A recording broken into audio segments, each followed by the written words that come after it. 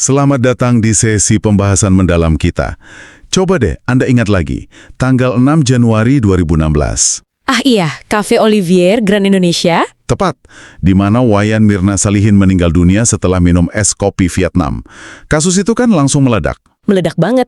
Dan langsung dikenal semua orang sebagai kasus kopi cyanida. Iya kan?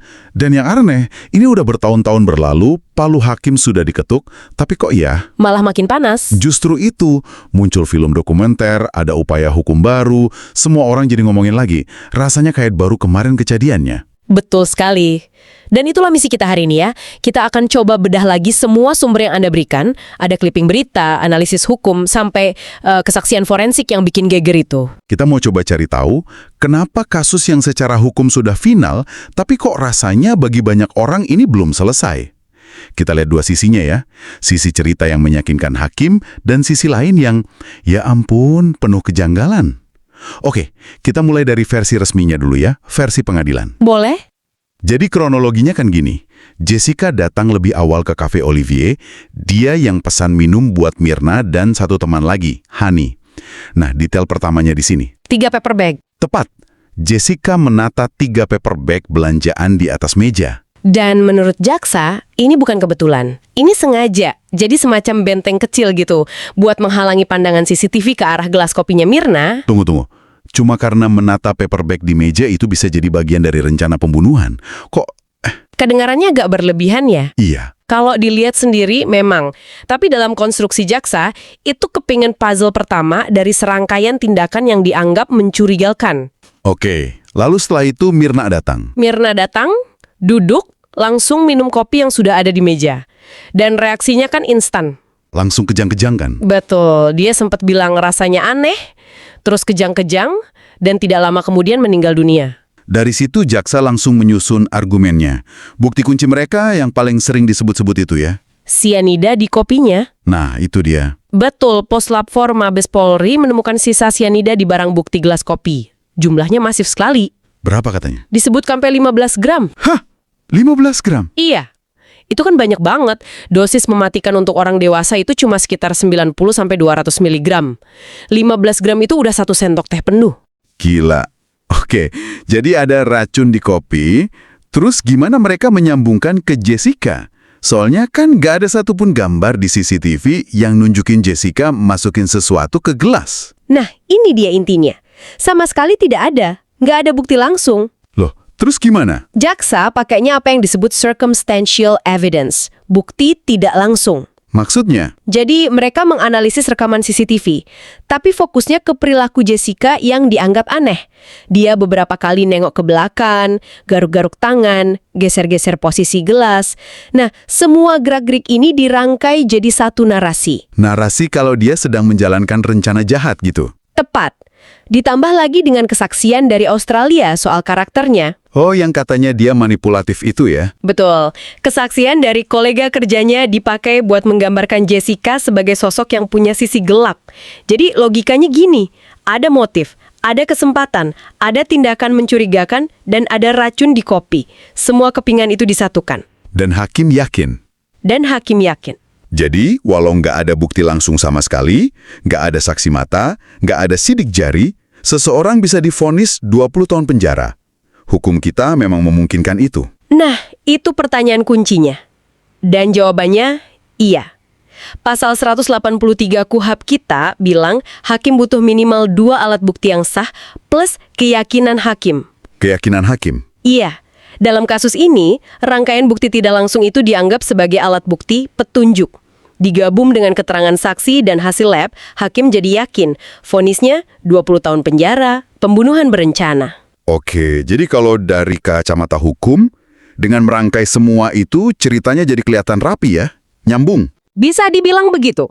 Tapi, Begitu kita geser fokusnya ke bukti fisik, ke ilmu forensik, nah, di sini semuanya jadi berantakan. berantakan banget. kata yang kepat itu. Karena disinilah muncul keraguan terbesar yang dipelopori oleh ahli patologi forensik yang memeriksa jenazah Mirna, Dr. Jaja Surya Atmaja. Kesaksian beliau ini yang bikin heboh lagi setelah film dokumenter itu kan? Betul. Sebenarnya di sidang juga sudah ada, tapi jadi meledak lagi. Dan pernyataannya itu benar-benar mengguncang narasi resmi pengadilan. Coba kita bedah poin-poinnya, ini penting banget. Poin pertama, soal jumlah sianida di tubuh Mirna. Betul. Menurut Dr. Jaja, sianida yang ditemukan di sampel lambung Mirna itu cuma 0,2 mg per liter. Cuma 0,2. Tadi di kopi katanya 15 gram. Justru itu anehnya. Dan sampel itu diambil 3 hari setelah kematian, jenazah sudah diformalin pula. Oke, Yang lebih penting lagi, sampel organ vital lain, hati, empedu, darah, urin, hasilnya negatif sianida. tunggu. Kalau orang meninggal karena racun dosis masif, bukannya racunnya akan nyebar ke seluruh tubuh lewat darah? Kenapa cuma ada di lambung? Sedikit pula. Persis, itu anomali terbesarnya. Keracunan sianida itu sistemik. Masuk lambung, diserap ke darah, nyebar ke semua organ, harusnya ada jejaknya di darah dan hati. Tapi ini nggak ada. Nggak ada. Makanya dokter Jaja sampai bilang, kutipan yang terkenal itu, Apa? dari segi forensik, nggak mungkin sianida. Wow. Tegas sekali. Terus poin kedua soal warna jenazah. Ini juga mendasar banget. Menurut ilmu forensik, korban keracunan sianida itu khasnya warna kulit dan lebam mayatnya merah terang, cherry red. Kenapa begitu? Karena sianida bikin oksigen di darah nggak bisa dipakai jaringan tubuh. Jadi darahnya tetap kayak oksigen, warnanya merah cerah. Terus jenazah Mirna warnanya apa? Biru. Mukanya biru, kukunya biru. Itu tanda kekurangan oksigen, bukan ciri khas sianida. Itu kan beda fundamental ya, hitam sama putih. Betul sekali. Lalu poin ketiga, soal dosis 15 gram di kopi tadi. Itu jumlah yang absurd. Sianida itu baunya khas seperti bitter almond. Harusnya kecium dong. Harusnya baunya menyengat banget. Bisa bikin orang satu kafe itu pusing atau pingsan. Tapi kan gak ada saksi yang lapor mencium bau aneh. Gila, ini makin banyak janggalnya. Makanya dokter Jaja menyimpulkan kasus ini nggak memenuhi dogma keracunan. Dan yang terakhir, lebih ke prinsipnya. Dia bilang lebih baik membebaskan 1.000 orang bersalah daripada menghukum 1 orang yang tidak bersalah. Keraguan ilmiahnya terlalu besar ya, sangat besar. Dan ini bukan cuma dari sisi medis kan? CCTV yang jadi bukti andalan jaksa juga katanya bermasalah. Sangat bermasalah menurut tim kuasa hukum Jessica waktu mau mengajukan PK kedua. Mereka menunjuk ahli digital forensik. Apa temuannya? Mengejutkan. Rekaman CCTV kunci itu katanya mengalami distorsi data sampai 89,6%. Artinya, video yang kita lihat itu diduga bukan video asli. Loh, Iya, diduga hasil olahan. Dan lebih parah lagi, ada durasi sekitar 10 detik yang hilang di momen krusial. jadi bukti visual utamanya Integritasnya dipertanyakan. tepat. Dan yang paling fundamental, mungkin tidak pernah dilakukan autopsi menyeluruh pada jenazah Mirna. Oh iya, hanya pengambilan sampel ya? Betul. Padahal menurut ahli forensik lain pun autopsi itu standar emas. Tanpa itu penyebab pasti kematian nggak akan pernah bisa dipastikan 100%. Kalau kita tarik lebih luas lagi ya, kita bisa lihat ada 2 pertarungan yang jalan barengan. Maksudnya gimana? Eka. Dan semuanya ditolak kan? Semua ditolak Mahkamah Agung. Alasan penolakan PK pertama itu misalnya karena MA anggap materinya cuma mengulang pembelaan lama. Dianggap nggak ada bukti baru yang signifikan. Betul, nggak ada novum. Secara formal pintu hukum sudah tertutup rapat. Tapi di saat yang sama, di luar pengadilan, ada pertarungan lain. Nah, pertarungan opini publik. Ini yang justru makin terbuka lebar. Media perannya besar sekali ya. Dari awal kasus ini meledak, media itu sudah jadi arena perang opini. Pemberitaannya masif dan dramatis. Kasus ini jadi tontonan nasional. Dan drama itu seolah diputar ulang dan meledak lagi dengan film dokumenter di Netflix itu. Tepat. Ice Cold, Murder, Coffee, and Jessica Wongso. Film itu kayak menuang bensin ke api perdebatan. Karena semua kejanggalan tadi divisualisasikan ya. Betul. Disajikan ke audiens global. Orang yang tadinya mungkin sudah lupa atau sudah yakin Jessica salah, jadi ikut ragu lagi. Vokal banget di media sosial. Jadi kasus ini kayak punya 2 kehidupan ya. Satu di dalam dokumen pengadilan yang tebal dan final, satu lagi di ruang diskusi publik yang nggak ada habisnya. Persis. Dan ini bahkan sampai ke dunia akademik.